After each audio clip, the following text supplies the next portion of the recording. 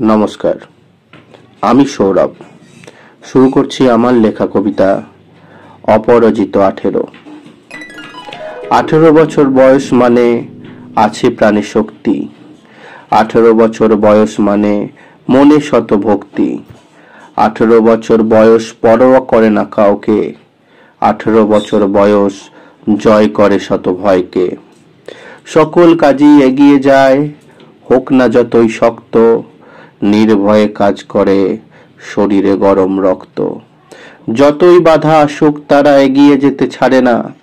ভীরুর মতো দাঁড়িয়ে তারা মরণ স্বীকার করে না। পথের বাধা শত কাটা পেরিয়ে তারা যায়, যুদ্ধের দিকে এগিয়ে যায়, ভয় তারা না পায়। তারাই হলো শক্তি দেশের, পারে সবকিছু করতে। অশুভকে ভেঙে দিয়ে পারে নতুন ভারত গড়তে। খারাপের জন্য লড়তে জানে, ভালোর জন্য মরতে। ছেড়ে দেয় না পথ তার কেউ বললে সরতে।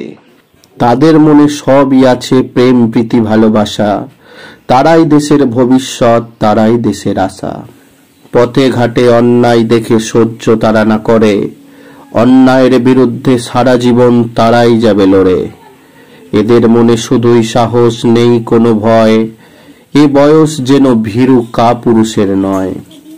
শত ব্যথা লুকিয়ে তারা করে চলে লড়াই। 18 লক্ষ্য শুধু নতুন কিছু করার। পথ চলতে বয়স যায় না থেমে। এ দেশের বুকে 18 আসুক নেমে।